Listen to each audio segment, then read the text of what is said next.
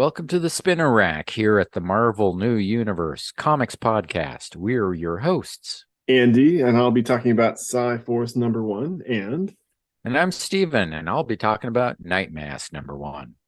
The New Universe was a self-contained universe and imprint from Marvel Comics started by Jim Shooter and friends in 1986 with the launch of 8 new ongoing titles to celebrate Marvel's 25th anniversary. It was intended to be more realistic and without magic and aliens and secret histories. Oh man, We're two chemists and comic readers who are reading through the New Universe 2 books a week in the order they were released, kind of describing them and commenting as we go.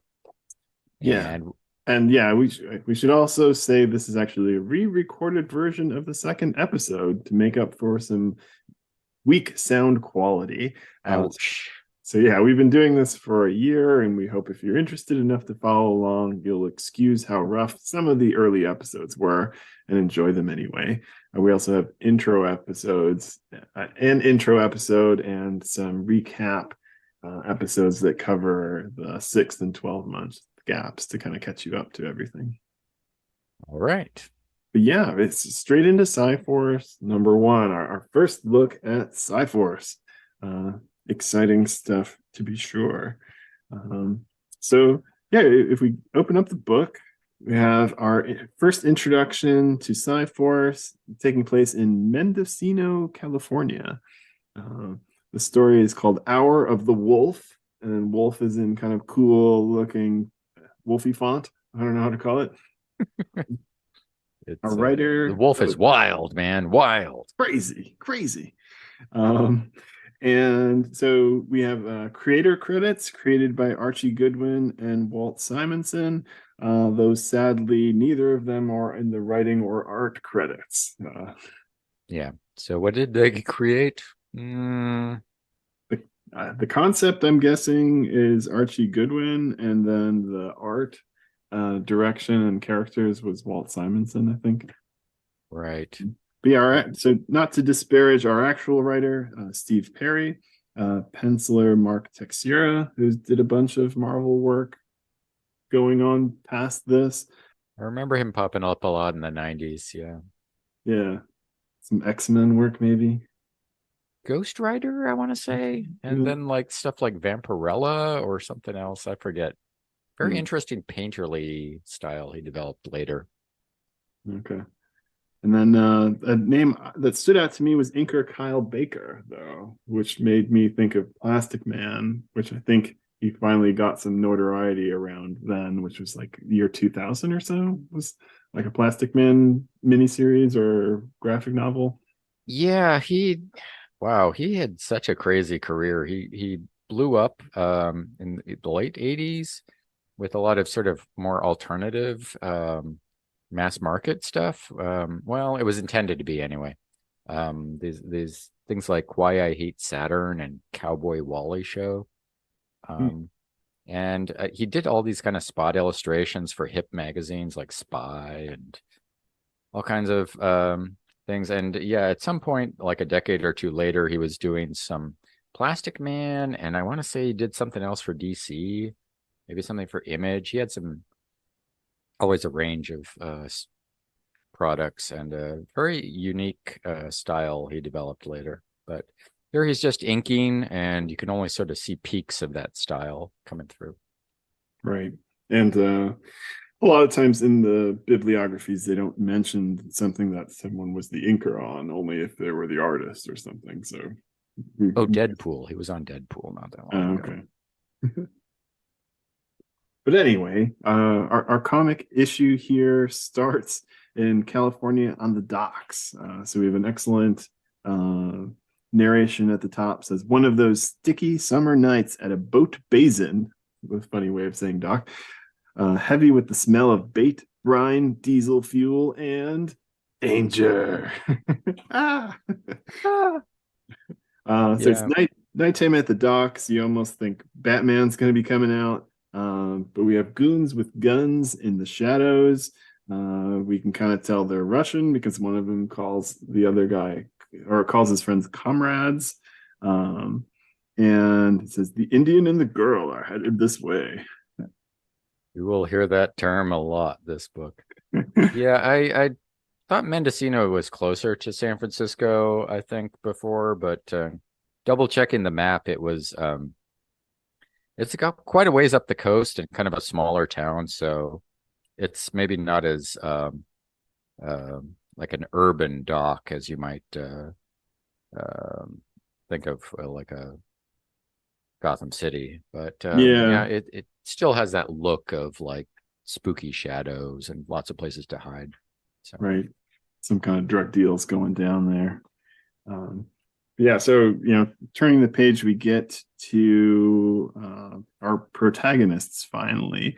So we've got Anastasia and Proud Hawk, or just Hawk as they call him in this one, basically running in the water underneath the docks, right? So they're presumably running away from these Russians.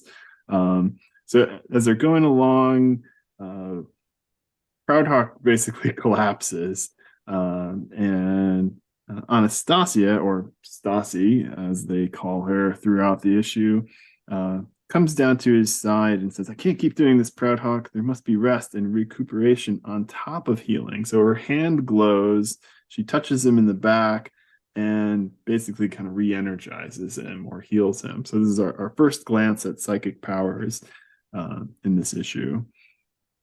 And as they're running out from underneath the docks, kind of still like trying to make it to the safety of a boat nearby, lights click on. It's kind of like that movie moment where the lights flash, and all of a sudden, oh my gosh, what's this? But there's a big squad of Russians with machine guns and cars all at the edge of the dock, stopping them. And the bad guy, or sort of the lead Russian, I suppose, says, the chase is over, doesn't want to be violent, but Anastasia Stasi is property of the Soviet people. And basically, as he's monologuing, they start firing, or at least one of the guys starts firing on them. So Hawk and Stasi kind of dive behind some rocks as they're being fired on. We get a little bit of background from Stasi that Proud Hawk had broken into their Siberian project and helped her escape from these Russians. And now Serge Vladimirov is trying to have him killed, and she feels guilty for that. Some more discussion. They kind of they stop firing for a moment, give them a chance to talk to each other. Stasi kind of feels kind of hopeless, like they're not going to make it out there. But Hawk says, "Trust me." And we get this cool split panel where Hawk, or Proud Hawk, you can see half of his face and half of the Russian Vladimirov. And Hawk is saying, "Everyone should trust me, isn't that right?" And Serge says, "Trust you? Of course. Everybody trusts you." So apparently he has like ESP, mental manipulation kind of psychic powers. no, I didn't notice it the first time, but he's holding a little medallion as he's talking. Hawk is at least. Yeah, he's holding it like as he's using his powers, kind of, it looks like a gold circle with maybe like a rough outline of a little bird on it, Right. presumably a hawk of some kind. To go with the It could be name a theme. coincidence. Maybe it's something. Christmas dove. It's a Christmas dove. It's a Christmas ornament. Yeah. Uh, but one of the guards like snaps out of it, says, "Don't listen to the Indian. He's turning you crazy with his mind." So Surge snaps out of it, says, "You're weak, in pain, and your telepathic ability is failing you. You will pay with your life. Kill the Indian." So uh, Ugh. it's not looking good. So yeah, basically they open fire again. More directly. Proudhawk is still hiding behind the rocks. There's another cool narration bit where it says, "Hollow point slugs churn up the rocks in a spray of death, but in life nothing is ever certain." I like that line. Hmm. But we also get a little cue in the corner of that deadly scene in the dark, as there's a little ghostly figure in the background. And as we go to the next page, we see another of our psychic kids, presumably part of the Psi Force, flying, and he kind of looks like a ghost. So he flies in, and him and his ghostly form and a girl are basically on a boat. He's saying, "What's wrong with Ling? Why isn't she helping? And what is Kathy Ling doing?" Well, she's doing her makeup on the boat. So I'm assuming she could hear the gunfire. Uh, um, but yeah, she's basically doing lipstick. Tyrone, who is the guy who gets introduced as Tyrone, you dumb jock, interrupts her, and she kind of screws up her lipstick, and you get like a line of it on her face. Like, did you leave your brains back in San Francisco? Sneaking up on people. Astral projection sucks the mop. You know that? Which is a great line. We promised ourselves we would use that in conversation every week, and I don't think we've really held ourselves to that standard. Really, we should have, like, whenever an issue turned out weaker than expected, we'd be like, this one sucks them up. All right, I'll have to write that down, and maybe we'll see you again in season 3, sucks them up. Yeah, so Tyrone, recruits Stassi, like, Hawk needs us. And so he kind of flies out as Kathy hops out and kind of sees what's going on. And so she sees like 5 Russians firing on Hawk and Stassi. As Tyrone's like, do something. And she's like, oh, God, I hate this. It feels so grody and weird. But she kind of holds her hands to her head. And we see the first glimpse of her psychic ability, which basically shoots some kind of like force beam out at the docks. So we see like a line of yellow, through the darkness, and the docks are all kind of lit up, and they basically just blow to pieces. So whatever her power is at this point, she's taken apart this whole dock. All the guys go splashing into the water, their cars, the wood. It's just a big mess, which allows Proudhawk and Stassi to make it to the boat. And then you have another great scene of the Russian leader, Serge, basically in the water, in all the rubble, with his shaking his fist in the air, like, Proudhawk, you won't get away with this kidnapping. We will find you. We will destroy you. He's at least he doesn't call him Indian again. I don't know. You'll get you, Indian. I know, this makes me feel like it's like Cobra Commander or something. Like they shot him out of his little helicopter and he's down in the water, like shaking his fist, like, next time, Joes. It's very much like that. But anyway, so everybody's back on the boat. Hawk is getting them to safety. And as they're sort of arguing about how it went down, Hawk basically collapses and like falls like backwards from the steering wheel. So like he's pretty much at the end of his rope, right? So we haven't really seen how the escape went, but clearly like he's got nothing left in the tank here. So he kind of collapses on the ground. Kathy says, "Oh yuck, he's been shot."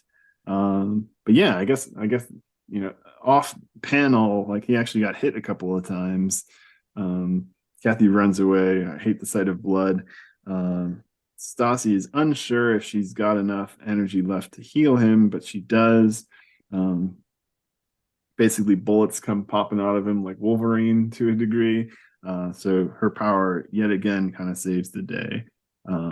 He says, "I owe you triple for this one, Stassi. We'll pull through. We'll both be fine." You can relax now. There's time to kill before we reach Sanctuary. Ooh. So they're off to safety. Plenty of time for some really wordy flashbacks. So we get a little bit of history of Anastasia. She talks about how when she was little, she had a way with plants. But then one day, her parents, she was growing up living in Russia. Her parents sent her away to live in the United States with her uncle and aunt, but they died in a car crash, and she was to be sent back to Russia. But when she returned home, she was sort of intercepted by the KGB, which told her that her parents were dead. So the old 1-2 relatives and parents dead super combo. It sort of leaves you with the possibility that someone's lying to her here, definitely. But Yeah, We'll see. whether or not her parents are actually alive or we see them later or something, it's a mystery at this point. But yeah, so the Russians were clearly going to use her healing abilities. Um, so she says, until a few weeks ago, when my knack for growing flowers seemed to turn into something more. So like suddenly her powers increased and she was able to like do things like heal people. And that's when she really got kind of freaked out for what the Russians had plans for her. And Hawk there then shares his story, how he was a CIA agent. He himself had like weak ESP. He could kind of convince people of things. He tells a little story about his grandmother, who's an Apache medicine woman, who talks about spirits, of course, right? We're, Every we're Native just American. throwing in everything but the kitchen sink here now. I don't know. Yeah. Every Native American has spiritual powers, right? Um, yeah, he discovered like a list of psychic people and it had been leaked and basically decided to like ditch the CIA, go rogue, and try and rescue these kids. He says, one, I never found a trace of. This could be important later. Two dead. Um, and then four others were kids who'd run away from home. Right. So presumably, we're now talking about the Psi Force kids. Um, and apparently, this flashback, it's a lot of words, but I guess it took a fair amount of time as well because they've made it to San Francisco. Yeah, I gotta say it was a little bit much of an info dump because you have not just one flashback life story, but two, like Yeah, on successive pages. And unfortunately the kind of they set it off with some sort of like the color and the border of the panels, but then sort of just repeating that, you're like, wait, whose story is this again? Which one? Okay. yeah. Minor quibble, I know. Lots of yellow. Flashbacks are yellow. Also, time spent in Mexico, yellow. But There's anyways, like a comic strip that always puts like the old timey, like when you paste photos into a photo album, like yeah, every panel gets those old timey corners when it does a flashback. And like, even if it's like 5 years ago and everyone had iPhones already, it's like, right. okay, narrative devices. There we go. I can get behind it. So they make it back to Sanctuary, which is the building. It's on the Barbary Coast, a part called the Devil's Acre, which I think I we couldn't really figure out what that was. Yeah, it was a little the neighborhood has changed, I guess. It's right around the corner from City Lights bookstore, I believe. But the Devil's Acre was like a historical name, and now it's just there's a bar there by that name. So I assume there's a few things left over, but kind of Googling around, you don't find out too much about it. Barbary Coast was the sort of north side, North Beach to Chinatown-ish neighborhood, which has Yeah. also changed a lot. And yeah, it is like everything else there now is ridiculously overpriced and probably would not support a safe house for runaway teens. No. Well, unless some startup tech company dumped a bunch of money into it. Or maybe they just all be living on the street outside of this house now. I don't know. Ugh. Well, maybe there's plenty of room inside this building. Oh, But good. yeah, basically it just looks like a house, right? It looks like kind of a classic row house. It's on the heavy hill, kind of slanted street. Looks like it's attached to more of like a um, Yeah, one of those San Francisco office building, Victorians. Yeah, it's not apparently gigantic. right? But we'll Oh, see. we'll see. So we get introduced to Colby Shaw, who runs the place and um, has been kind of watching the kids while Hawk was doing his missions, and she's basically pissed because of some kid named Wayne Tucker who was driving her crazy. So as they walk in, we get introduced to Wayne, who we kind of recognize from the cover of the issue. Coming in, he says, "Hawk, I want to talk to you, man." It's like, "Hi, Wayne." 10 days. You said two. I've hung around so I can tell you to your face. I'm splitting. I'm out of here. Like Colby's house rules driving you nuts. He's like, no, man, you're driving me nuts. You and your wacko paranoia. I don't care if somebody's out there is after us. I'll take my chances. Anything's better than this dump and you. I'm out of here. So yeah, he's just like shaking his fist. He's like classic, like 80s teen, bad boy, rebel, leather jacket, brown hair. You know, he's got the gloves, not quite the fingerless gloves, but it's got the little like square cutout, kind of like tough guy motorcycle gloves kind of thing. Yeah, he's a punk and sort of crossed with 50s rebel, I guess, and Yeah, a lot of Judd Nelson in Breakfast Club here is what I'm sensing. clearly. But yeah, so now the kids are all together. So we get introduced to the last one, but we've got Wayne Tucker, the who's pissed. Um, Kathy, who we met before, she blew up the docks and is kind of valley girlish. Stasi, the healing powered Russian girl. Tyrone, we get to see in his real form. Uh, I still crack me up. I mean, he's they called him a jock, but he's literally twirling a basketball on his finger when we first see him in real life. And that's I how mean, come we on. know he likes basketball. I get he could just like wear a jersey or something like a normal person. I don't know. Yeah. And then the last member of the group, they have not called themselves Psi Force or anything. Michael Crawley is just kind of looks like a younger kid, maybe 14. He's just sitting in a chair reading Taxidermy Made Easy. So uh, introduced to us not as the jock, but as the clumsy nerd, as he like knocks over a lamp, and they're like, Michael, oh, broke something again. We're gonna kick you out of Psi Force, man. I mean, uh, our cool group that doesn't have a name yet.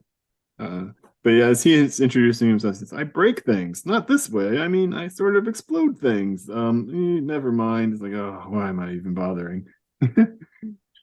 So yeah, he apparently has actually a pretty cool power of making things explode. Hmm. Yeah, the old Marvel like oh, she would never talk to me and like meanwhile she's like, "Oh, well, why doesn't he look at me? He thinks I'm ugly," and all this like they were always good at like teenagers internal monologue of despair and shame. That's solid. So Emmett Proudhawk's like, now that you're here, I must tell you why it's important to stay together. And they're all like, nah. Wins, count me out. It's like I'd love the only one that seems really kind of into it is maybe Michael. Everybody else is either not saying much or not too interested. Stassi is kind of unsure of like why she's even here or like if she's safe. But yeah, so Proudhawk then jumps into a story. So story time. Says, let me tell you about a dream I had years ago. Dreamt that a brilliant white light filled the sky. The light passed in a moment. So, I mean, this is a dream, but he's clearly referencing the white event here in some way, shape, or form. Like he kind of dreamt about it. It says, I saw a hawk hovering over 5 small rabbits protecting them. So, a little on the nose, or ridiculously on the nose. Then a pack of wolves approached and pulled the hawk down, but the rabbits gathered together, 4 around 1. Their flesh and essences merged, uniting into an awesome force. And the Super force, Rabbit. No, wait. no, another hawk. Even though the wolves had just killed the first hawk, this is a bigger hawk, better hawk, prouder hawk. No, not that. The wolves could not stand against it. It's like I didn't understand it at first, but I suspected it was a vision the kind grandmother used to have. Like, so he's saying, you need to stay together, otherwise the wolves will get you. Though maybe he should be a little stressed out about the fact that the hawk died. Maybe. Good point. Tyrone has a fun line here. He says, Hawk, a couple of weeks ago, I found out I could leave my body behind and go floating around like a ghost. I thought nothing could be weirder than that, but that rabbit dream sets a new world record. And Wayne's response is, "Stuff it, Geronimo. You wanted us to hear you out. Okay, we did. Now this little bunny rabbit is hopping out of here. Got it? Way to make yourself sound really lame, Wayne." I'm hopping down the bunny trail. This bunny Oh, is just fuzzing his way out of here and chewing a carrot and flipping you off, Groundhog. I gotta go, Doc. Yeah, there you go. So we get some bit of kind of like, no, Wayne, you're like the important one. We need your abilities to kind of bring everyone together. Wayne's still yelling. He's like, "That's bull. Everything you say is bull. The only danger I've seen is you might bore me to death. Nobody's after us." So yeah, nobody's too terribly into it. Yeah, as they argue, Stassi kind of wanders off on her own. They get to the point where it's like, all right, let's all cool down and we'll talk about it tomorrow. Maybe I'll tell you about another dream I had about 6 rabbits. I don't know. No, 6 won't work. And then we get a meanwhile in a mansion in an area of San Francisco known as Russian Hill. Go figure. Ding, ding, ding. Yeah. So Vladimirov's on the phone talking about his attempts to recover the girl when he gets interrupted by a big dude in a blue suit. He's got kind of like a goatee and like kind of tall, well, that's like short, like close cropped. I can call it like Johnny Unitas sort of hair. I don't know. He walks in and he looks like 3 times as big as Vladimirov. He says, "Mind Wolf." So this guy's name's Mind Wolf, which is kind of awesome. Also, Wolf, right? Maybe it sounds familiar from a story. Wolves? He likes to eat hawks. I don't know. A lot of wolves in Siberia, which is part of Russia, I guess. I don't know. But yeah, he kind of details his plan.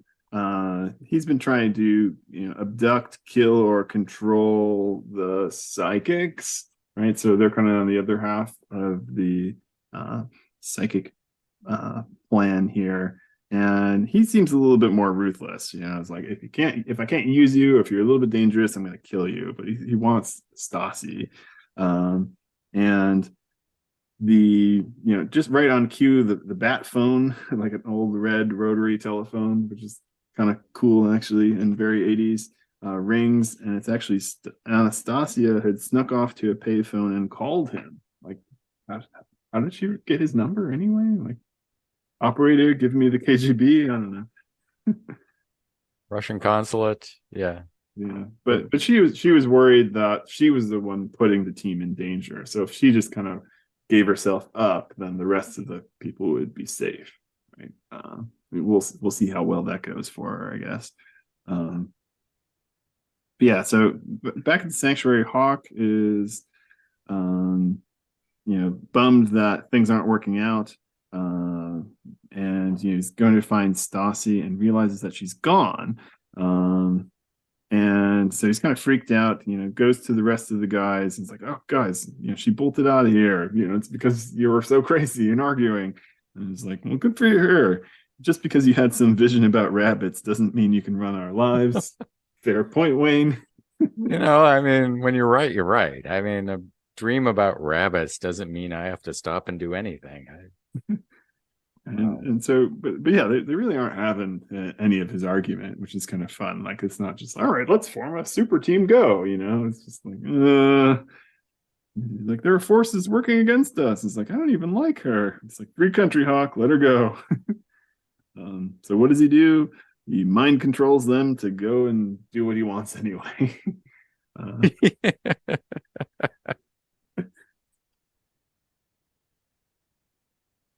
But yeah, so we get a nice shot of him kind of brain controlling Tyrone to go search. So Tyrone's astral form flies out, finds Stassi still at the payphone.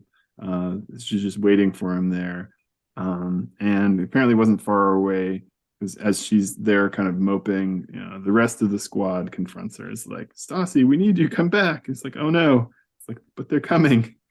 At that point, Wayne kind of snaps out of Proud Hawk's psychic control.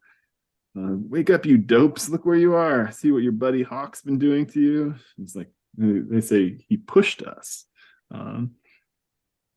So not much time to argue, though, is as they're kind of snapping out of it and kind of pissed, they get interrupted by the Russians. So um, time for the big showdown, I guess, or another showdown. And turning the page, we get to Hawk and Mind Wolf kind of moving towards each other, ready to square off with poor Stassi in the middle. And it's like, stay away from the girl. It's like, so it's true. You are like me. You're trying to push me. It's like a waste of time. Mind Wolf be stronger than you. um, but yeah, so we get a psychic battle, which is always kind of weird and interesting to try and draw. Because we get this like flash of light, and I guess you can kind of assume they can see it because it looks like the kids are kind of like, oh, the light, it's so bright, kind of thing. At least the best I can tell. A couple of panels of Proud Hawk with like mind waves coming out of him and kind of like a yellow background. But as strong as he is, it doesn't seem to be doing a whole lot to Mind Wolf.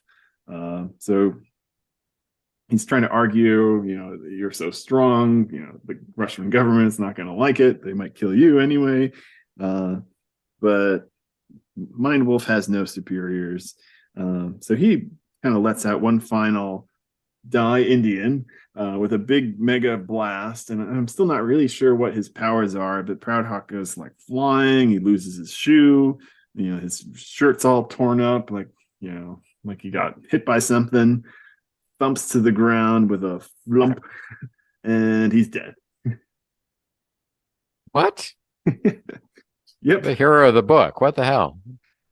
Yeah, not anymore, I guess. The main character, isn't he? Come on. What the heck? Yeah, you gotta respect that. Why not kill your main character in the first book, right?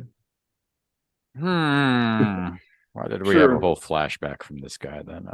I'm sure all of these kids that don't like each other will just get along just fine.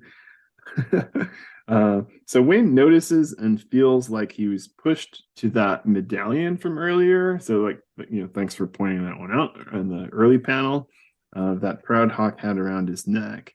And so Wayne kind of takes charge as like Crawley, or he calls him Creepy, waste the Russians' guns. And so Michael blows up all of the weapons that are kind of trained against them. Kathy uses her powers to basically like toss Mind Wolf into a brick wall. But Mind Wolf's pretty tough. He's like little girls, little boys. And they're like, he's too strong. What are we going to do? So then they pull like a Voltron or like a Captain Planet kind of thing, where they all touch the amulet or the medallion of Proud Hawk. The keystone, or I'm sorry, 4 of them do. Anastasia is still by the dead Proud Hawk, and they think about Hawk, has some sort of strange connection to this power, and then presumably the Psi Hawk appears, right? So here's bear down, think about Hawk. Motivational speech from Wayne is great. Also could be really similar to like trying to tell someone to go number 2. Bear down, think about it, focus. It'll come. I'm gonna blow a sphincter out here, man. I can't do this. What are you talking about? Yeah, so the Psi Hawk emerges, and so we get a full page and kind of a vaguely Native American, but he's got like wings of feathers. He's got tail feathers, kind of red and blue color scheme. Helmet that's kind of bird-like with like a beak coming out. It does look a bit like Emmett Proudhawk in a costume. But we don't really get to see a face, so it's not really sure that we can really even say that as far as that goes. And I think, like you were saying, this is probably the Walter Simonson creative contribution. This has like the look of his style to it, I guess. A little angular, bold, good stuff. It looks pretty cool. So our Psi Hawk emerges, ready to take on the Mind Wolf, fires a sort of powerful blast at him, and at first it doesn't actually work. Mindwolf kind of makes fun of him. I've never killed a man twice before, so he's kind of assuming it's Proud Hawk. What? The hawk killed the wolves in the dream. Come on, man. Fall down. I don't know.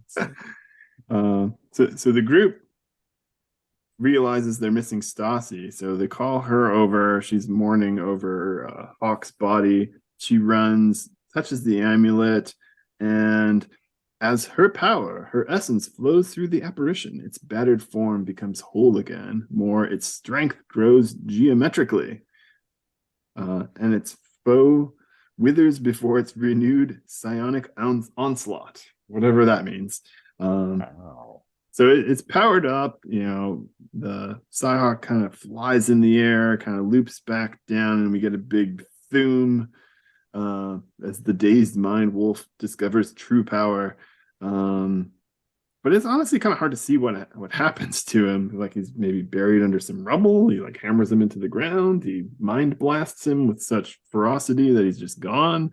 Psyhawk rises from the rubble as if it's like flying out of the ground. And all of a sudden we're on our last page here. So this goes pretty fast. Yeah. Psyhawk doesn't mess around. Once he's at full power, snaps his fingers, you're toast. Guess that's the lesson here. So that's the big hawk. But our regular hawk is dead. So I can't believe he's gone. He's like, he died for us. It's like, we have to go on for him. And of course, Wayne says, you have to go on for him. This don't change things for me. It's over. I'm splitting. I'm out of here. Michael reasons with him, is like, no, we have to take Hawk's dead body back to Sanctuary. You sure about that, Michael? I'm quite sure I saw that in the sign-up sheet. So yeah, they pick him up and start hauling him down the sidewalk. So like, won't you come too, Stassi? We want you to. And Michael says, besides, I don't think life's going to get any easier. We're going to need you a lot. And that's the end. We got a little tiny the end in the corner. No preview of what's coming next, other than perhaps hauling a dead guy through the streets of San Francisco. Oh, I'm sure they can do that all like before the next issue starts. Probably. Yeah, you wouldn't want to spend a whole issue on that. All right, we're cheating by foreshadowing. Yeah, we promise ourselves to stay to like not give any forward knowledge. And when we read these the first time, we were very careful to not spoil ourselves with looking at later issues. So yes. we will try to do the same for you, dear listener, in case this is your first experience with us. Let's see. Shall we? Is there much to say about Psi Force? Well, it's a lot of kind of fun 80s stereotypes in here, I guess, really. It's funny. It feels fresher now. I was going to say because this is right at the end of the Cold War and all this sort of Russian this, Russian that. And then, Soviet Union falls a couple of years later, and this all seems very passé. But then they start bringing in like Russian gangsters, and now actually Russians are bad again. Just being Russian is bad. I don't know. So assassinating people with weird radioactive elements and strange mystery nerve gases and stuff. Yeah, if you woke up with after a 35-year nap, you'd think nothing had changed at all, I guess. All right. So yeah, you got jock, you got a nerd, you got the cool valley girl, you got like the angry punk tough guy. Stassi is maybe the relatable character. I don't know. She just seems kind of like the nice girl. The Ali Sheedy, I'm not sure what that was like. She was like the crazy one in Breakfast Club. Yeah.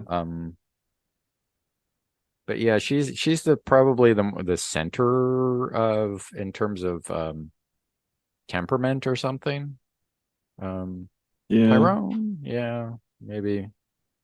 But she's mostly kind of like afraid and like ready to bail, and really just Yeah, and I mean she's doesn't got want. like so the nice like exotic background or whatever makes her a little more interesting too. So and she's very out of place now in America. Right. She'd been here before, I guess, enough to learn the language well, but not sort of get used to it in any way. So in San Right. Francisco is a big difference from I think she said in Kansas. So Right. No, like the Native American with spiritual connections is like another kind of beat to death stereotype, perhaps.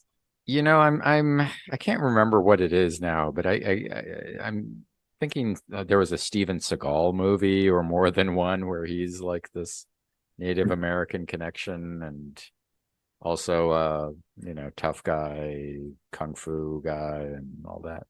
I don't My know. ancestors told me to be above the law.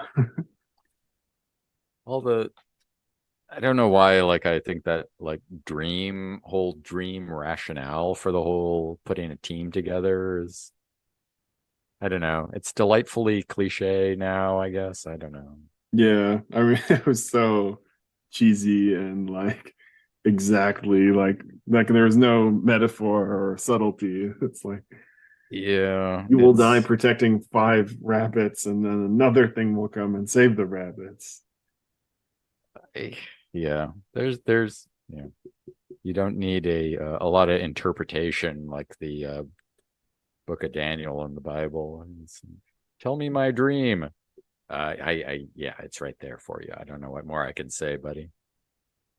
Um, Yeah, in my notes I wrote Breakfast Club plus Native American equals Psychic Voltron, or maybe Captain Planet. It feels a little more Captain Planet. I think there's Breakfast Club. Yeah, I would also say Scanners, the David Cronenberg movie. Right?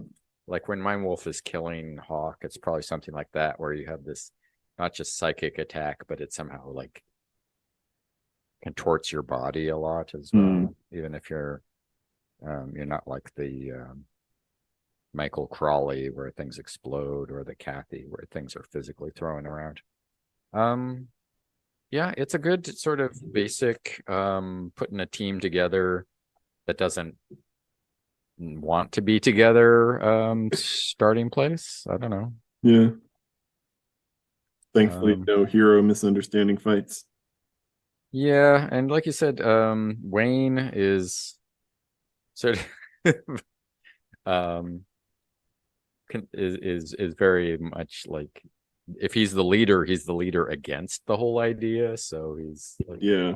I am definitely hoping that he stays angry and yelling at everyone for the whole run of 32 issues. yeah, we're all keeping our fingers crossed. Um, Raging Wayne was probably the best part about this one.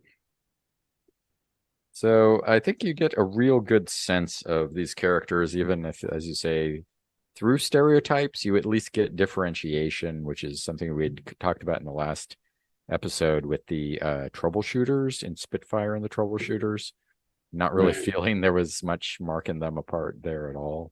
And now we've got a definite, like, you know, finger on, where to start with these guys. I like Yeah. that.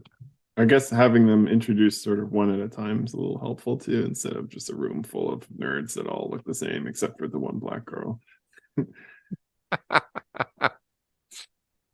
uh, yeah, it's a reasonable book. I will tell you, this is the one that I remember least of.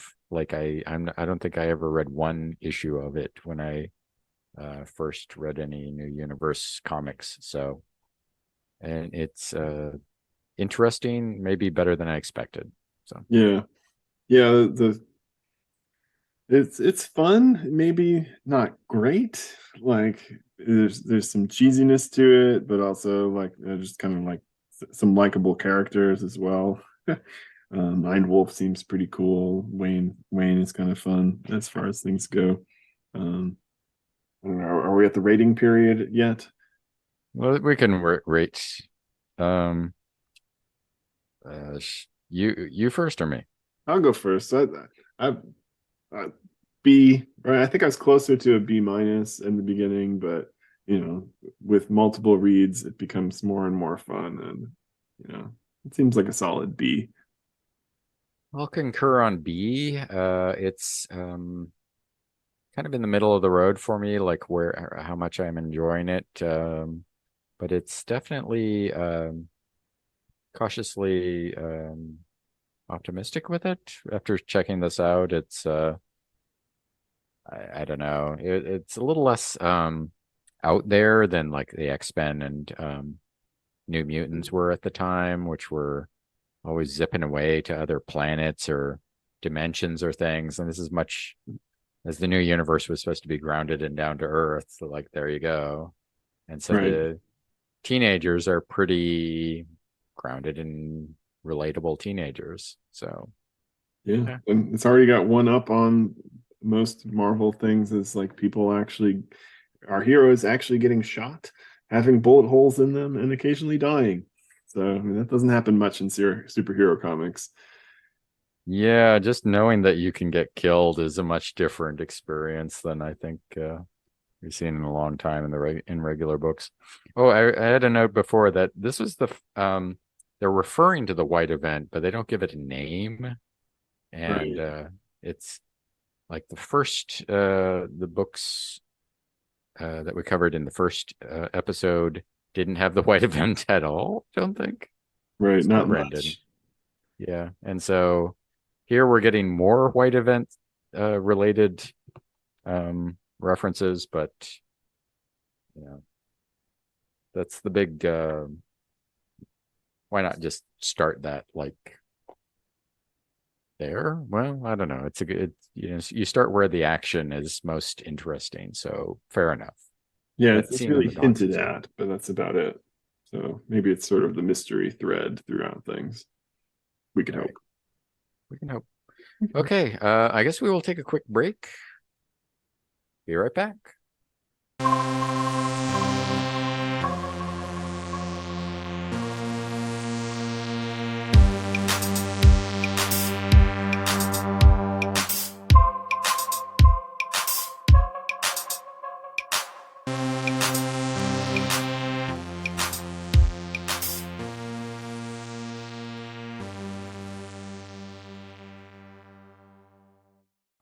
All right, welcome back, and we'll pick right up again with Nightmask #1.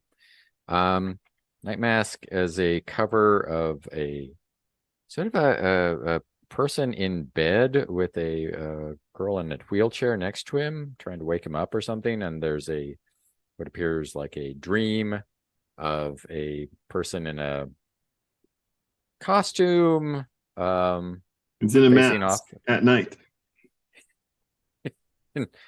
That is true. Yes, there's like a couple of hands with like a hammer that are sort of threatening him. So I don't know. There's like some sort of a mystery, and we don't know what like the guy is dreaming or he's in someone's um, memory or nightmare. Who knows? Opening it up, we get a page of a sort of a boy running in darkness. It's the black panels with a figure modestly shrouded in shadow, luckily, and a lot of narration boxes talking about how he's feels like he's been running forever and he's got to keep going. And he's afraid of something. Suddenly, he sees a light. I've never seen such a light, and he hears a voice, and thinks it's his little sister saying to come in, and he jumps into this light, and so he's turn the page, and it's just him surrounded by nothing but light. One big splash page there. It's pretty nice, actually. And he's called the title is The Awakening. And now we've got writer and creator Archie Goodwin again, Psi Force creator as well. But the penciler and creator is Tony Salmons, who's drawing this issue. And the inker is Brett Blevins, who I remember from some New Mutants / X-Men not long after this. Kind of a angular style, but it's good. and the rest of the team. And so this character is we don't know what is like surrounded just in this infinite white field in the splash page. And then the next page we have someone in bed in a hospital room, and they're like all bandaged up, like they've been pretty hurt. There's a girl next to him in a wheelchair who's like rubbing her eyes, like she just got flashed in the eyes. And we've got a Hispanic medical professional busting through the door, yelling at someone. And it's that sort of 80s thing where you show that you have some sort of national origin or ethnic background by constantly working in words from your language. Teddy, are you okay? Theodora, está bien? What loco left those blinds up anyway? So they're in a room, like a Clearly, hospital she's room. Hispanic. I've She learned could something. be. I will keep an eye on that one. And they're talking about how there was like a bright light, and the orderly is, talking about the doctor had told him to leave the windows up and or the blinds up, and hoping that the sunlight would be good for the kid. And the Hispanic woman is talking more about this unexplained phenomena, and she comes over to the girl and, Teddy, I noticed you were late for your workout. And the girl just says she feels like there was a big light bulb that went up, flash bulb that went off. And so, is Keith okay? And we see another character come in. Ms. Mercado, is everything all right? I rushed up for my rounds in the psychiatric ward. The radio says this white event, as they've dubbed it, happened everywhere. The entire world blanketed by that incredible radiance. And I like that it's like a few seconds later and we've already named it the white event. It's making up for all those other comics that didn't barely mention it. Yeah, although it's the radio he's listening to, I keep imagining it's like this, like one of those wacky morning zoo crew. Hey, it's Big Tom and Mac the Knife. We're going to call that the white event. Do you guys see that? I didn't see that. No. I can't see anything anymore after the white event. Quiet down, Jim Bob. We got 5 minutes before the hour. Weather's still hot in the valley. And we got talking about the white event. You all see the white event? Yeah, okay. Okay, back to the show. Chopper Dave's going to be in trouble if he got blinded.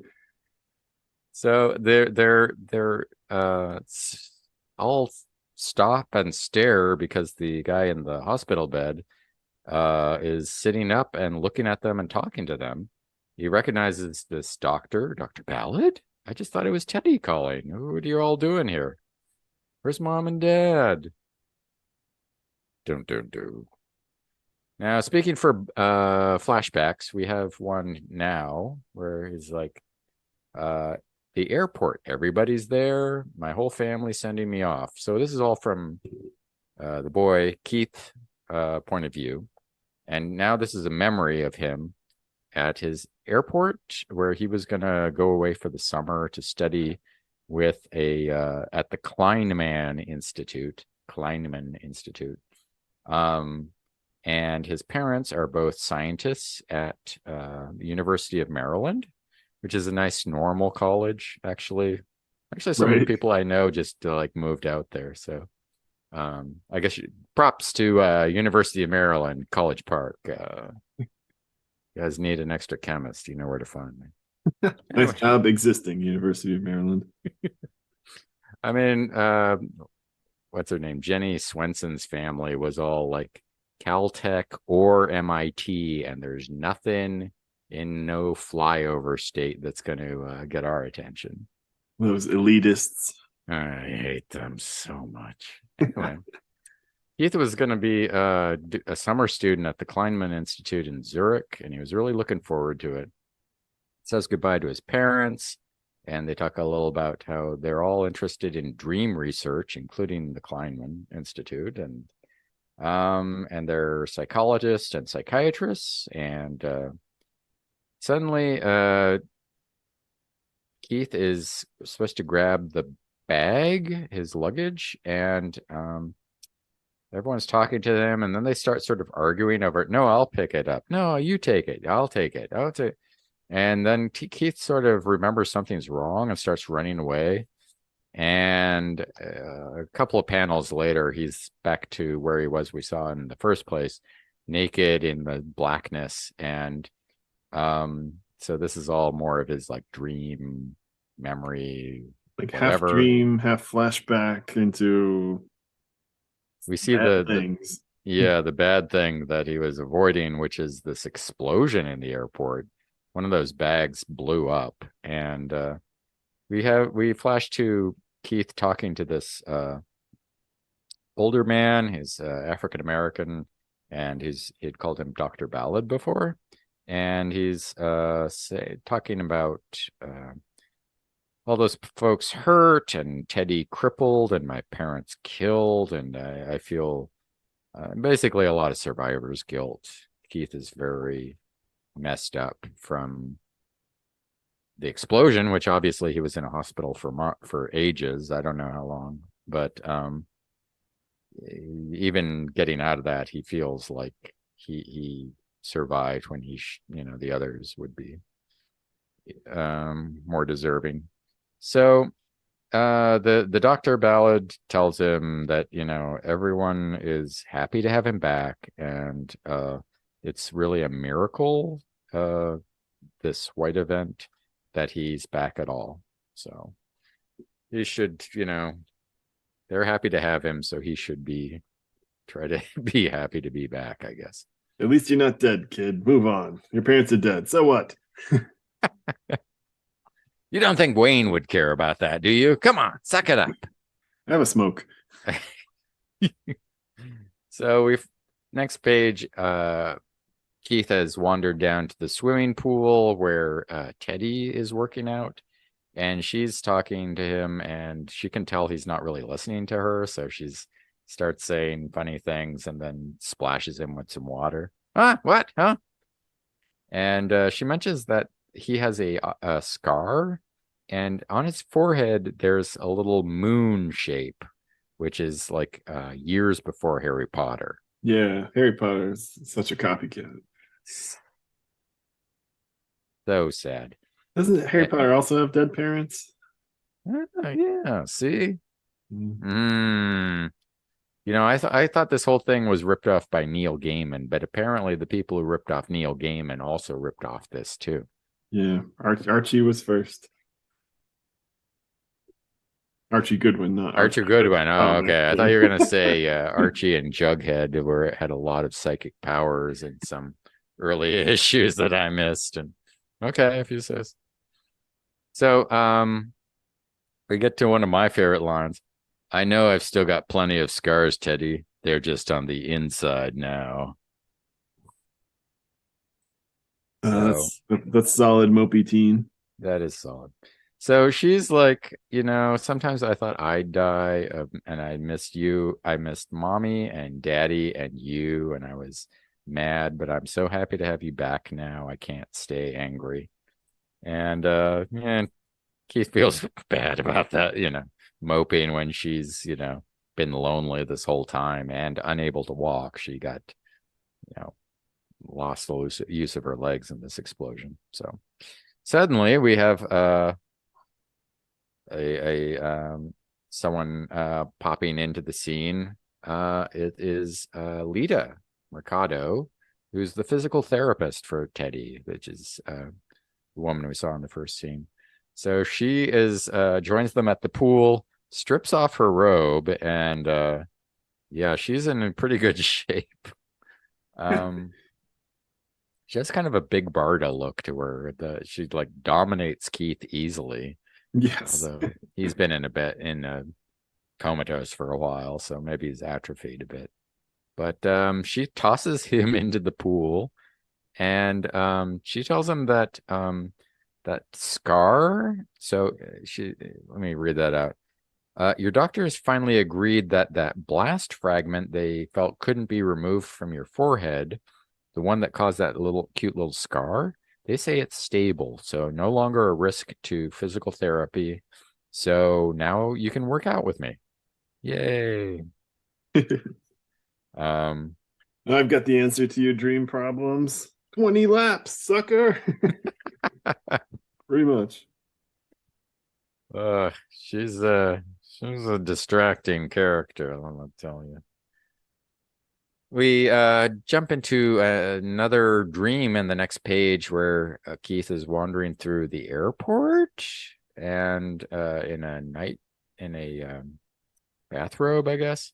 And he starts talking to himself about how no, it's not just the airport, it's also the hospital. Yeah. It kind of So looks like every like abandoned mental hospital that those like stupid ghost hunters always visit. It's kind of the vibe. yeah, it's a good kind of overlapping reality that you get in a dream where something is kind of two things at once. Um, and yeah, it does look just kind of a good sketched in abandoned something. And he's looking around and he comes across a person on an escalator that's being strangled by tentacles that are coming up from below, maybe. Like an anime or something.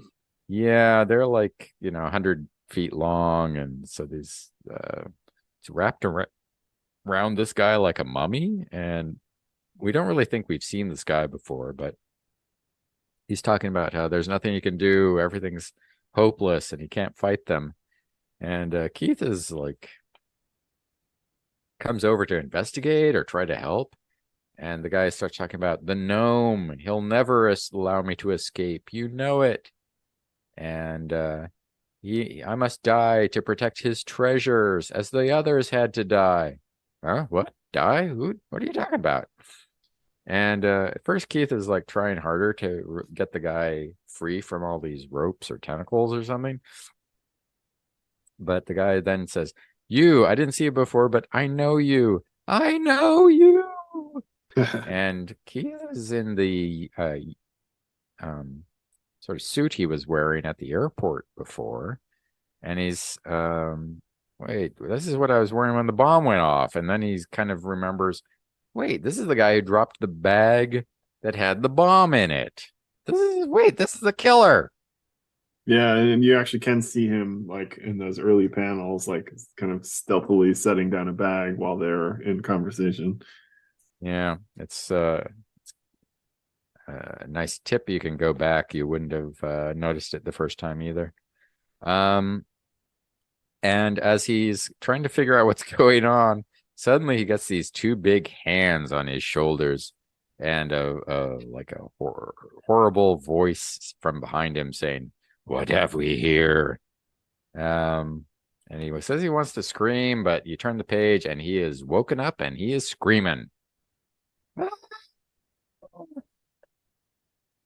And Teddy had been calling him out of his dream, and they talked for a bit about how he heard her calling and could come back. And she says that moon symbol on his forehead was glowing a lot while he was dreaming, which is weird. But they had more talk about how they can share, you know, he feels like he's sharing a dream or something, which is weird. But um, they look out in the hall, and there's another guy in the hospital in the next room who is also covered in bandages, but I mean like all over his face, so you can't see him at all. And he's been there for a while, and they knew he had come from that same airport explosion, but now Keith is thinking, oh, this is the guy in the dream who was actually the one who killed us. Oh. And there's an orderly there, and they're taking the guy down the hall, and they say he's just had a heart attack. So there's something going on between this connection between this guy who's also in the hospital and these dreams that maybe he's sharing with him and someone else. And in the 80s, you can just roll by and tell people what's going on with somebody's medical history. This guy's got gonorrhea. That's why he's all wrapped up. It's, yeah, there's no confidentiality back then. So we have a flash to a next day, supposedly, that Keith and Teddy are talking to this Dr. Ballard, and they're sort of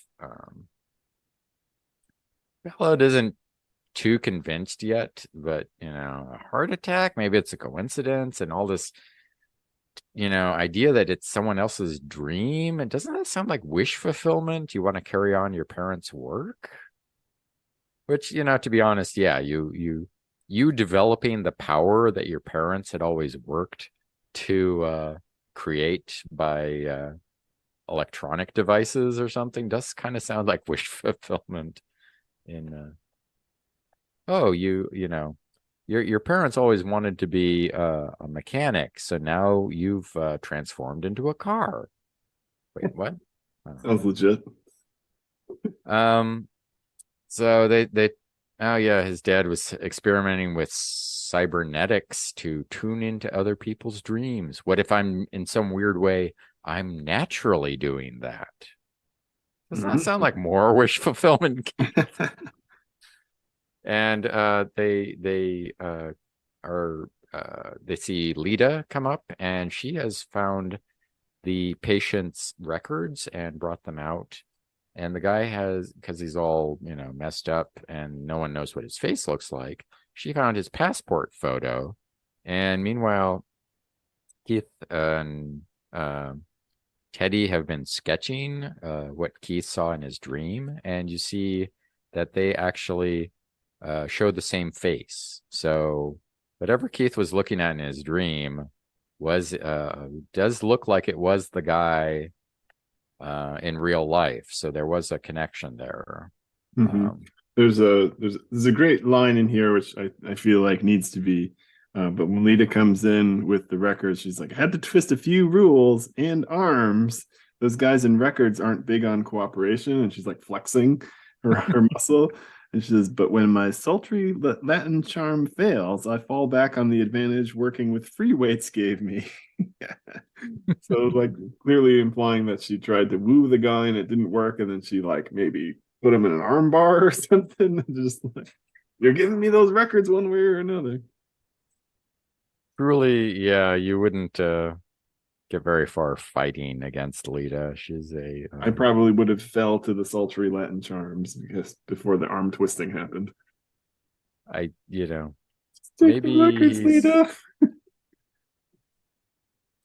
Who knows why someone would resist her. Certainly I couldn't. But they go on for more tests, and in which Keith is trying to get into Lita's dreams.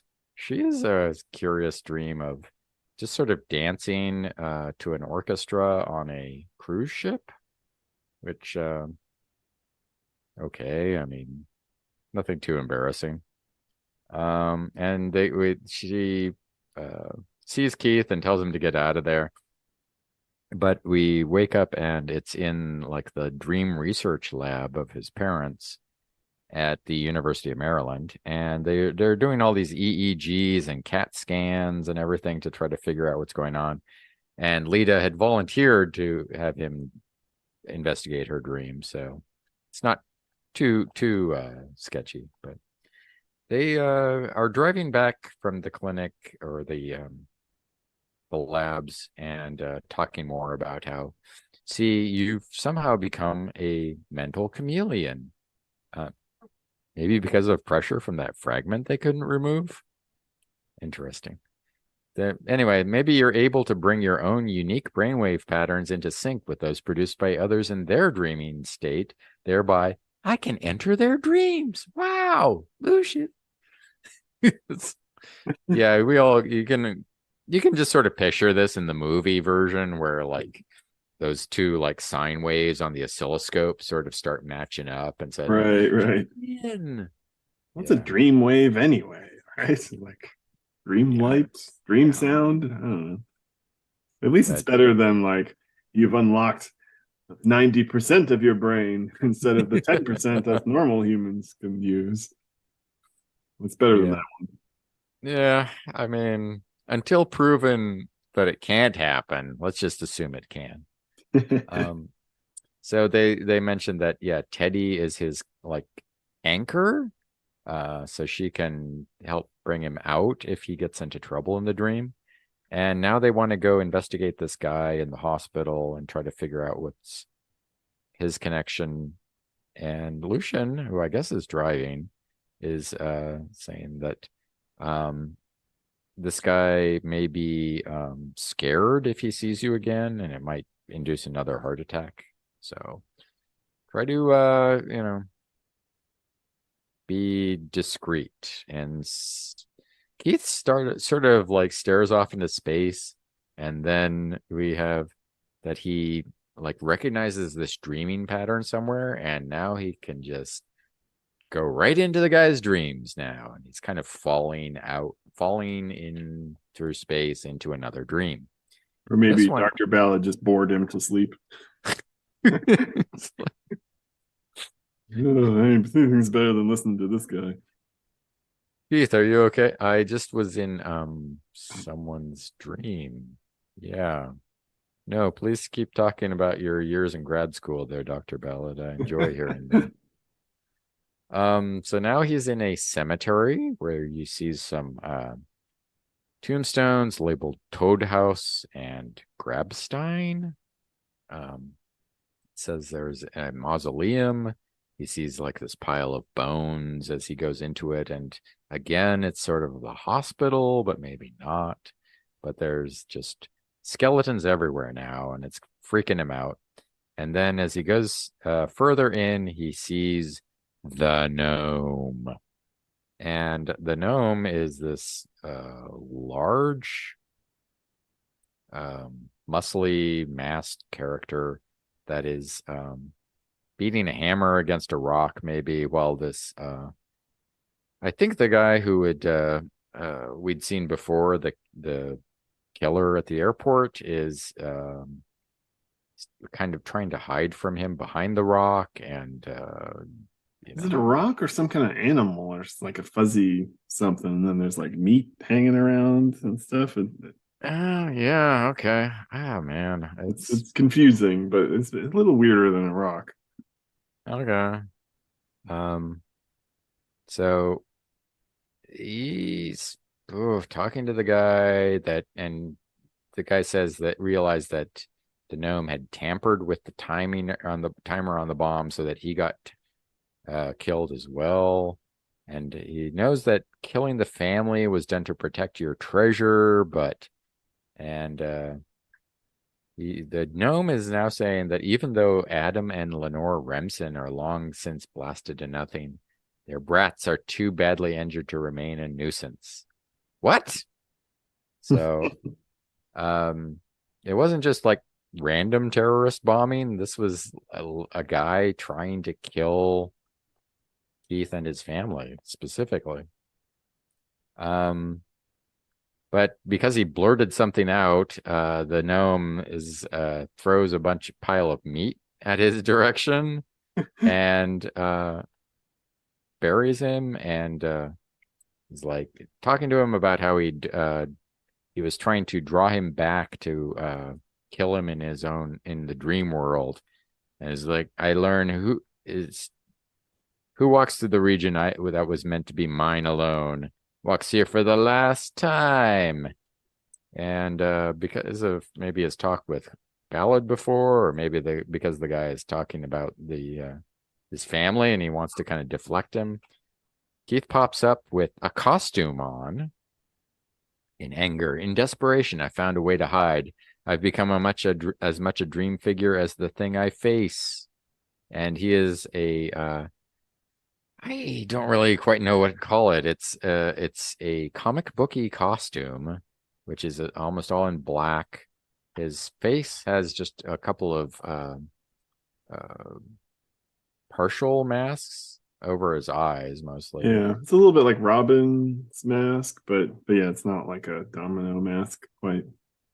And there's kind of like a nebula on his chest, and it's not a cape, but there's sort of streamers coming down the back or something. Um, I never did figure out quite what they were going for with this, to be honest. Just something different, I guess, right? It's all black. So we get kind of blue shades so we can see it. It's got, yeah, he's got kind of the Doctor Strange cape collar thing, but yeah, I don't know. It's visually interesting, if a bit confusing. Yeah, I keep thinking Harlequin, but maybe not. The best thing he could come up with while buried in a pile of meat. So he gets out and he's ready to fight the gnome, but then he realizes he's not actually very strong. So he's almost immediately crushed by this huge hammer that the gnome has, and he is lucky that he got out, that Teddy pulled him out of the dream. He's in the next page talking to Lucian Ballad again about this, and Ballad's like, oh, thank goodness for this symbiotic link between you and your sister. Otherwise, who knows what had happened. So Keith is still trying to figure out what the connection was to his parents' death and everything, and he really wants to keep investigating this mystery, but Lucian's thinking it's pretty dangerous for him. Just then, some surgeon, someone else from the hospital enters the room and is yelling at Ballad for taking the patient records of that guy who was heart attacking out, and he's like, hey, it relates to my patient. No, yeah, the guy doesn't buy it for a second, and he says the guy is going to die any second from a massive heart attack, and he resents Ballad going behind his back to look into this. And okay, whatever.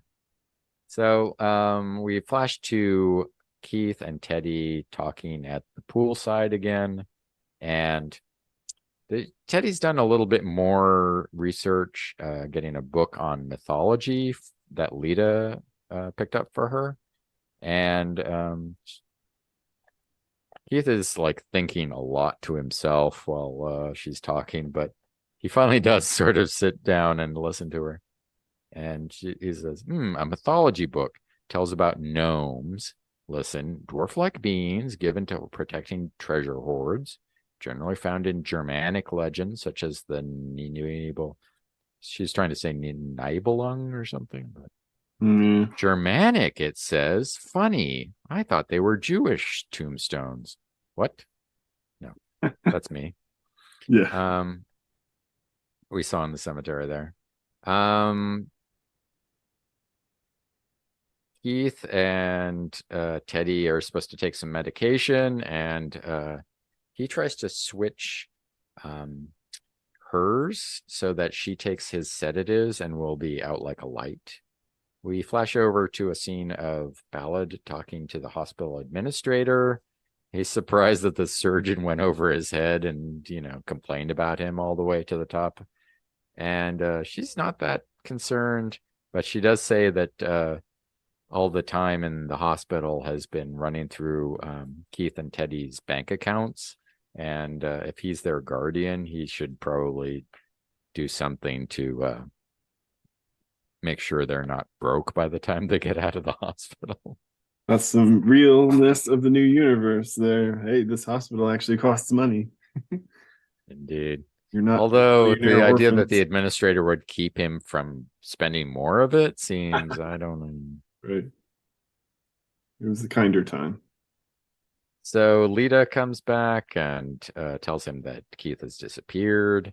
We see Keith lying down in a quiet wing of the hospital, so he has some time to himself, and going into the dream world. So they're already developing some nice like visual clues for it, whereas like he's lying down and then his moon scar is glowing, and then his this costume sort of takes over him. And this time he is at the end of the world. Crap. Whoops, went too far. Yeah. He's like in a desert post-apocalypse, and there's no signs of life. And this the gnome is there again. He's still in his like medieval costume with the big hammer. Yeah, this time he's And got battle armor, so it's like the other action figure for He-Man, like regular He-Man and battle armor He-Man. Battle nice. armor gnome action figure coming soon. Maybe.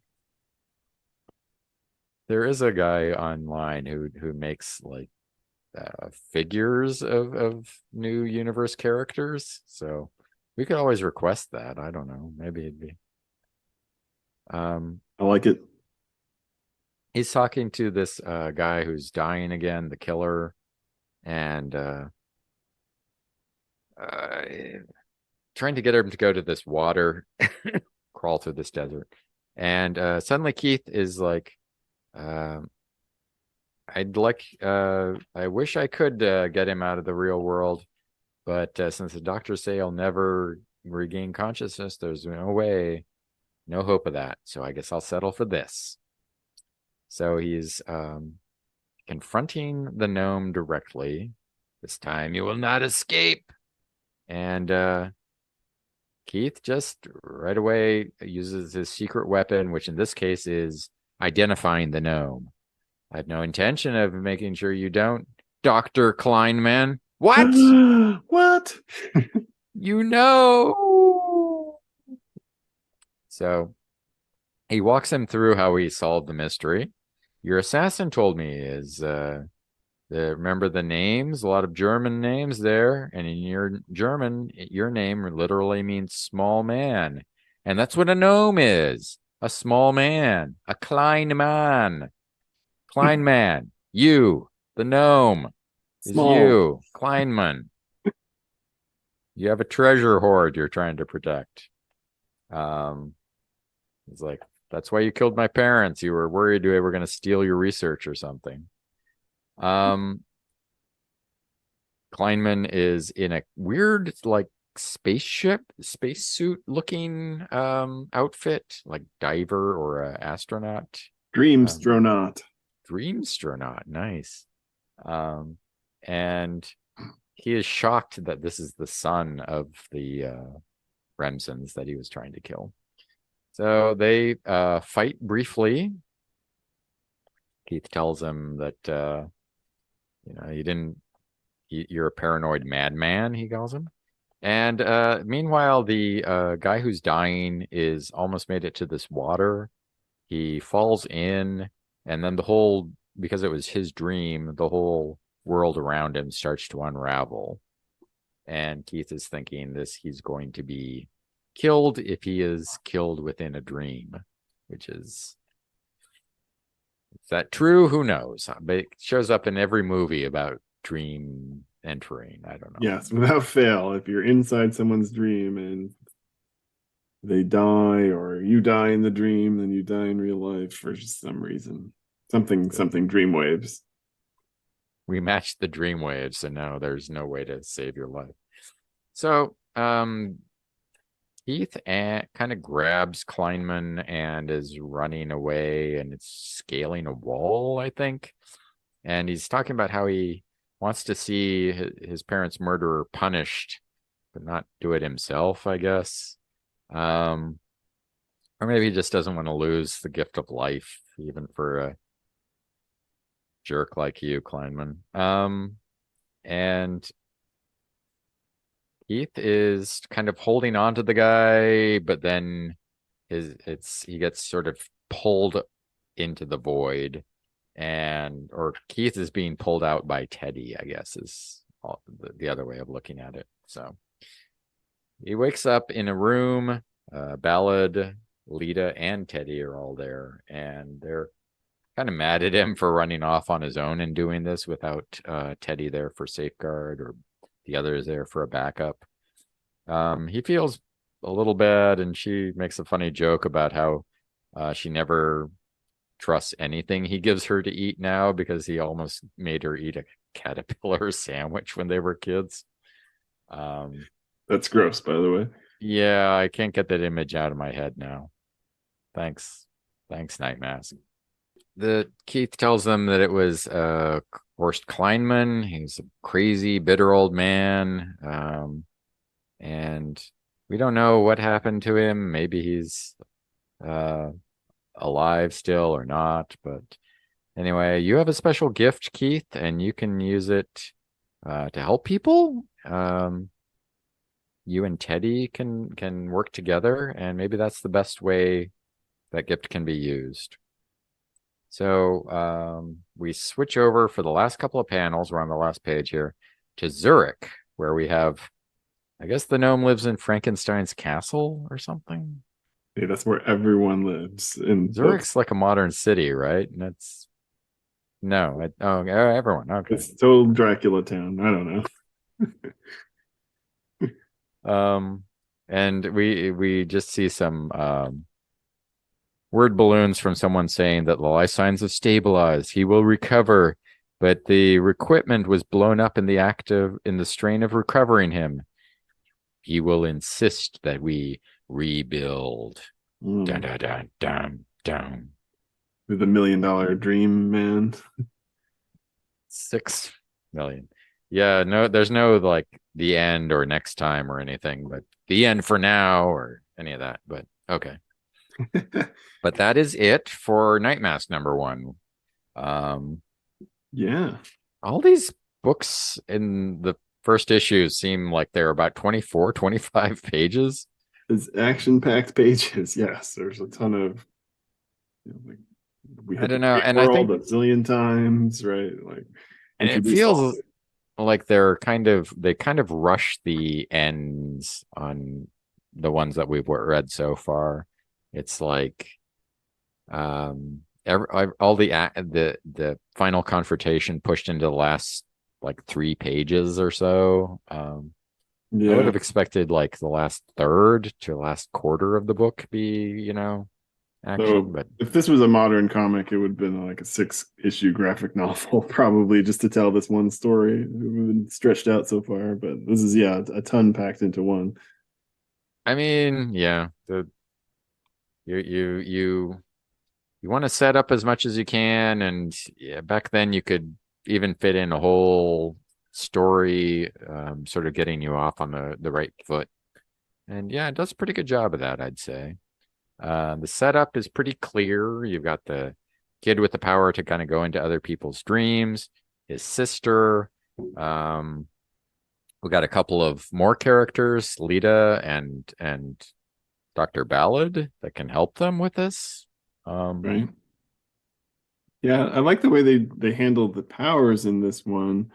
We don't really know the source of some of the characters' powers, and some of the books don't even have powers, but like he's in a coma, so he's dreaming. So when the white event comes, he gets dream powers, right? While he's dreaming, his sister's by his bedside, like trying to like will him out of it, right? So her power is to get him out of the dream, right? So that's kind of a cool, like, this happened, uh white event, I don't know how to explain it, but It's like was the the power he got a result of what he was doing at the moment of the white event? right, That's still kind of an open question, yeah. he was doing a bunch of sit-ups. Would he have been like super strong ab man or something? I don't know.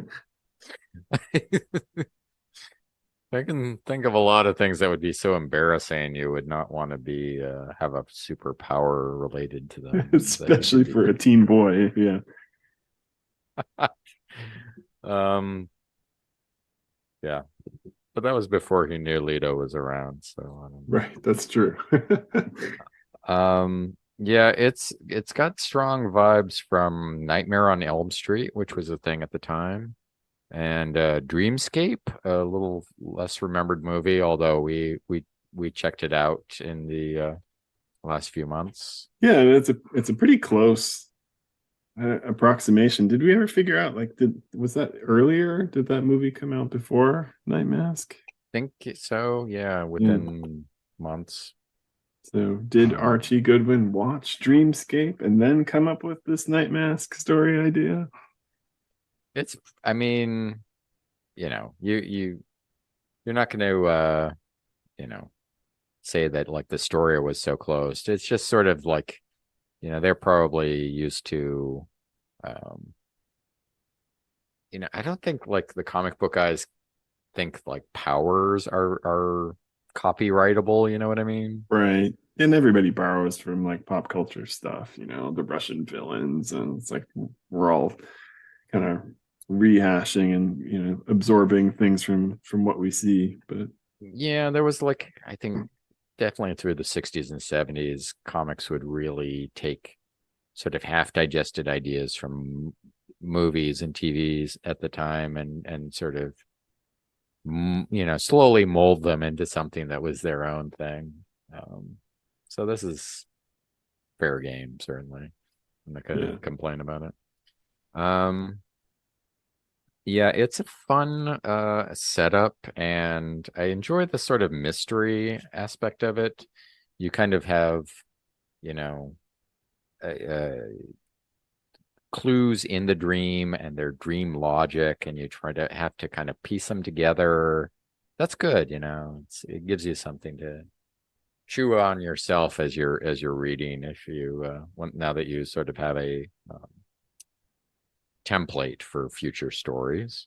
yeah, Um, and it gives you a nice chance to have like visual interest as well, right, in the comic book. So he doesn't really have a superhero outfit, but he can in the dreams, and that makes sense, right? And you're not visiting strange alien worlds, but you can in a dream, right? Like strange, creepy hospitals and end of the world and weird skulls and stuff. And that Yeah, part is pretty so you would fun. think for artists this would be a great setup, You draw some pretty straight stuff and then you just go wild and, be as creative as you want in some of these um dream missions.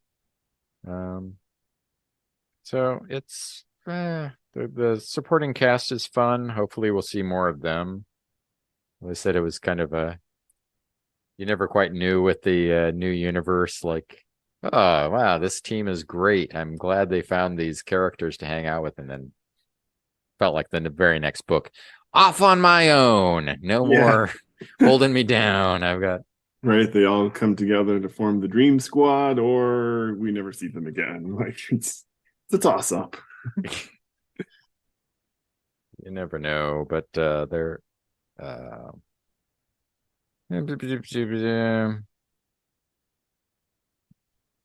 Yeah, overall, I yeah, think it was pretty well done.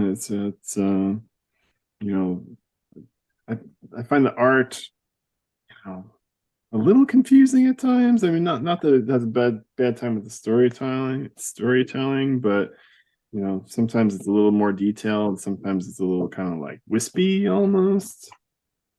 yeah. I think the Tony Salmon said was the one who had done Dakota North just the year before this. All right, which was a bit more Um, cartoony than this. Yeah, a bit more, but he says got a style. I don't know. It's kind of sometimes works well, sometimes like, what am I looking at? But Yeah, um, yeah, I'm okay with it. Overall, it's attractive and um, I don't know. The yeah, writing it's a fun is setup. The writing is, yeah. I think a lot of these kind of you know there's too many words to a degree, like the older comics. This is way much more common, but there's a lot of dialogue. We kind of breezed through it for this issue for the sake of time, but it can kind of weigh things down a little bit as far as that goes. But yeah, regardless, we do kind of jump from story beat. So yeah, interesting characters. um yeah, I'd say I'll like this one. It's an enjoyable start. Um, it's not perfect, but it's a really interesting setup, and definitely kind of looking forward to see where it goes from here. yeah, it's a little low key, but yeah, it seems like fun and in a good direction. So I guess I will give a grade this time, and I think I waffled a lot between like B, maybe towards a B plus on this one. Right. I think I talked you out Um, of the B plus to a degree. yeah, I don't know if I should revise that or not. Our It original has, scores were B's, as we hinted and said we're kind of re-recording this one. Honestly, I'm feeling a little more positive about it than I was at the time. Maybe there's some nostalgia, double nostalgia feeling. now that we look back at it, we love it. Yeah. It's a funny thing. It's like so far we looked at last time Starbrand and Spitfire, and this time Psi Force and Nightmask. And I would say, like, of those, Starbrand most happy with. This and what maybe this, like the next one down, then Psi Force, then Spitfire. I'm not quite sure. Yeah, I would probably put, the Star Brand is up there. The other three are pretty similar in ranking to me. Though, yeah, maybe I'd give the edge to Night Mask at this point. So, let me see. I did find a quote so good in our original cast that I had to kind of write it down. That we were talking before about how that this is the 4 books in before we get to one that actually features the white event. Yeah. And I think you had brought up that maybe they led with the books that look the best, like Starbrand, rather than the ones that sort of explain the white event more. Mm. So I thought that was a good point. So yeah, the white event is like the starting point for the new universe, but that doesn't mean like that's all they ever talked about. Yeah. And yes, several books that wasn't a thing at all. So This is before the era where you'd get like a 0 issue that was white event issue 1 and or that kind of stuff. Right. All the like dull things that happened to Proudhawk and Keith Remsen 2 weeks before the white event. Yeah, no one needs that, honestly. I don't know. Oh, no, we do not. Let's see. Anything else? We've got pack it up for this week's episode. Let's pack it. Yeah. Next time we will be covering Kickers Inc. And Mark Hazard Merc. We got some football players. We got some mercenaries. I'm sure they'll one or both of those will have a lot of exciting, violent activities. I don't know. Football players hit people and mercenaries take out hits on people? Tie-in? I don't know. Okay. Football playing assassins? I don't know. Andy's the football expert, so come back in the future for more insights into what this football game is all about. I don't know. Touchdown is worth 6 points. Well, anyway, in between. So yeah, please check out the next episode. We have a website, www.kickersinc.com. We have a Twitter at KickersInc. Kickers. And then, of course, remember, this is actually a re-recorded version of the second episode to make up for some bad sound quality. So at this point, we've actually been doing this for a year, and we hope you're interested enough to follow along and excuse how rough some of these earlier episodes were. We have an intro episode talking about the new universe in general, and a 6-month catch-up, and a 12-month catch-up as well. But until next time, we'll see you back at the spinner rack. All right.